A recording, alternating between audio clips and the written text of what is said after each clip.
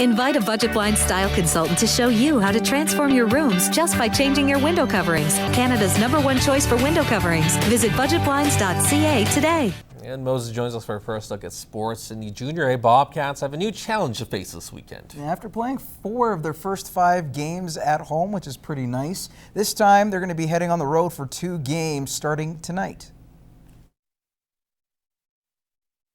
Part of the equation that we haven't answered, so certainly we've been looking forward to that, and I think mentally we're prepared and ready to go.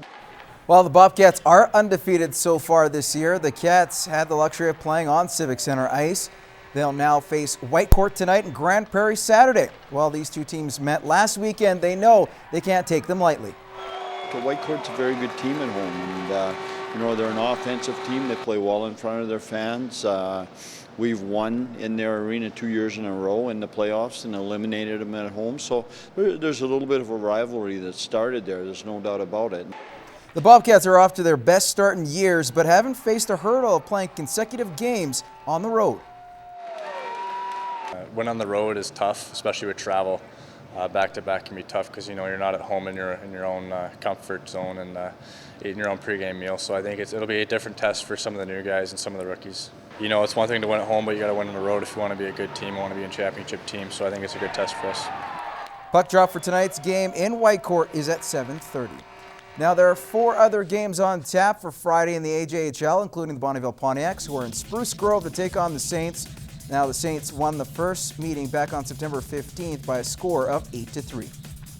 And some news from volleyball. The Lakeland Rustlers men's side were taking on the UFC Dinos in Edmonton for some preseason action. They lost, however, in straight sets to Calgary. The Rustlers will now face the Nate Ooks later tonight. Welcome back, everybody, and we begin with football, high school football. As a matter of fact, the Lloyd Barons have been tremendous, successful at home this season, outscoring their opponents 102-7. Well, today they hosted the Wainwright Commandos. We'll go to the first quarter. It's already 3-0 for the Barons. Kirk Hahn will find Jesse Borzel wide open. He will score. That made it 10-0 after 1 quarter. More from those Barons. It's going to be Hahn once again who will connect with Borzel. And he will get a nice block and will take it all the way to the house. That would make it 18-0.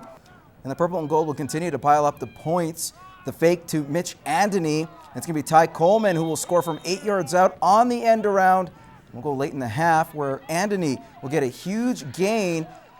Close to the 10, gets horse collared. That'll put him inside the 5 after that penalty, and Andony will punch it in. It was 39-0 at the half. They currently lead 42-7 going into the 4th quarter. Now, in other action, Holy Rosary Raiders are in Cold Lake to take on the Royals. The Raiders leading 35-0 at the half.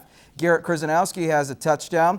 Quinn McPherson has 2 on the ground, and Tommy Yanchuk the other, while Justin Miller had an interception for a touchdown before the half.